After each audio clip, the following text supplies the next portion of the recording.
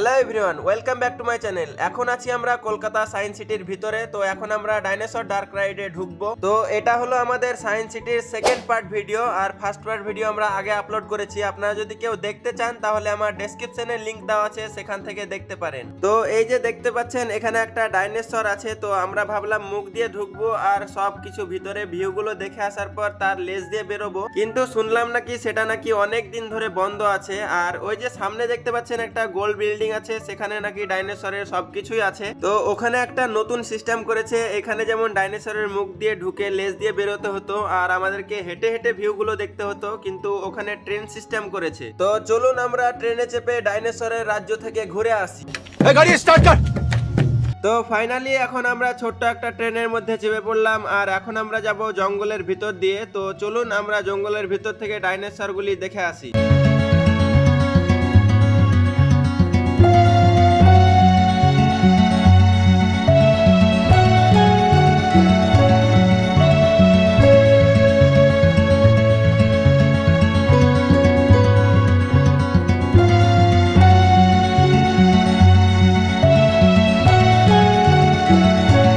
আপনারা দেখতেই পেলেন এখানে বিভিন্ন ধরনের ডাইনোসর। তো এই ডাইনোসরগুলি কিন্তু আমাদের পৃথিবীতে ছিল প্রায় 230 মিলিয়ন বছর আগে। আপনারা আশা করি বুঝতেই পাচ্ছেন এই সব জিনিসগুলি কত বছর আগেকার। আর এই সব ডাইনোসরগুলি কিন্তু আজকে আমাদের পৃথিবীতে উপস্থিত নেই, কারণ এই সব ডাইনোসরগুলি প্রায় 65 মিলিয়ন বছর আগে কিন্তু বিলুপ্ত হয়ে গেছে। ডাইনোসর কিন্তু বিভিন্ন আকারের ছিল, শুধুমাত্র একটি আকারের তা না, বিভিন্ন আকারের ছিল। কিছু কিছু ছিল পাখির মতো আকারের, আবার কিছু ছিল বিশাল বড় আকারের ডাইনোসর ছিল।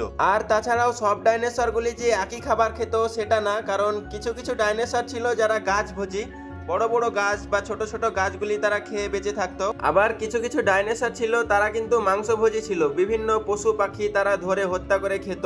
এইভাবেই তারা গাছ পশু পাখি এইসব খেয়ে বেঁচে থাকতো। আর এইসব ডাইনোসর গুলি বিলুপ্ত হয়ে যাওয়ার প্রধান কারণ ছিল আগ্নেয়গিরি ক্রিয়া, আর তাছাড়াও প্রচুর পরিমাণে জলবায়ুর পরিবর্তন ঘটেছিল।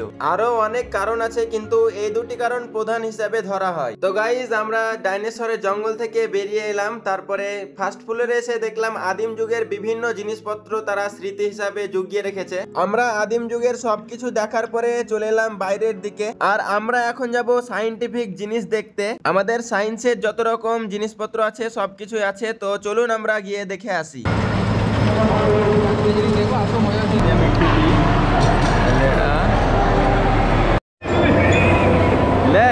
আরে দিন দিন খেয়েছিস আর মোটা হচ্ছিস, তুই পারবি না নেবার পর তোর দ্বারা হবে না। চলে আমারটা বেশি ভালো হচ্ছে।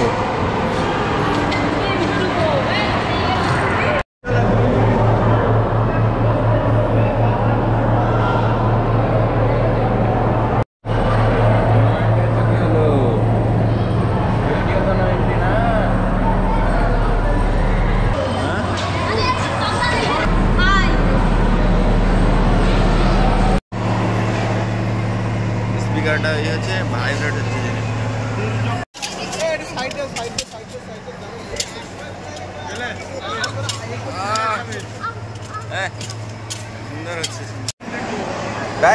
এই কুয়াটাই মনে হচ্ছে অনেক গর্ত, কিন্তু একটুও গর্ত নাই, সব কাচের খেলা।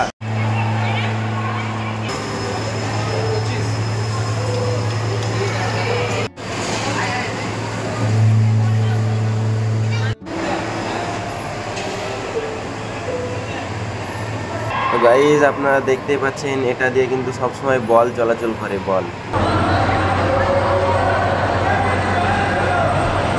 তো ফাইনালি আমরা এখন একদম উপরে চলে এলাম আর বাইরের দৃশ্য দেখছিলাম। তো এখন বিল্ডিং থেকে আমরা সব জিনিসপত্র দেখতে দেখতে নিচে যাব। ঢুকেই দেখতে পেলাম একটা মেয়ে এক পায়ে ঘুরছে।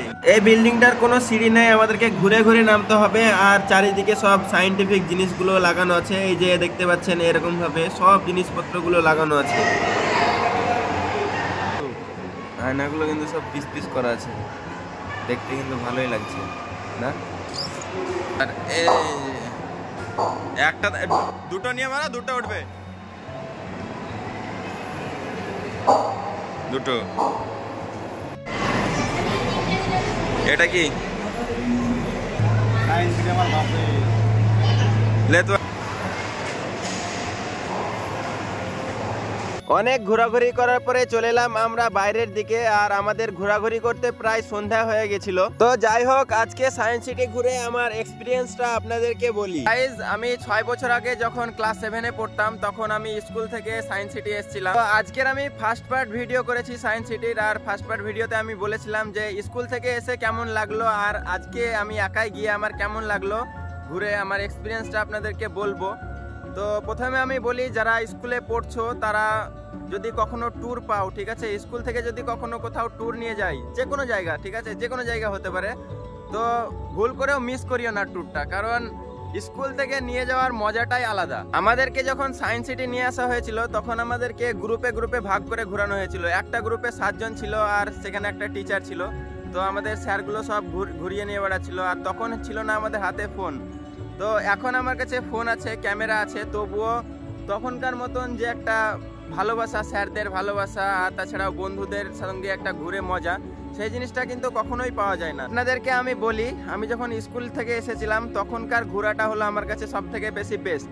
আজকেও হ্যাঁ ভালো লেগেছে, আজকেও ঘুরতে ভালো লেগেছে, কিন্তু তখনকার ঘোরাটা হলো সব থেকে বেশি বেস্ট। যাই হোক, ভিডিওটি এখানে শেষ করছি। আপনাদেরকে যদি ভিডিওটি ভালো লাগে তাহলে অবশ্যই লাইক, সাবস্ক্রাইব করে আমাদের পাশে থাকবেন। আবার দেখা হবে নেক্সট ভিডিওতে।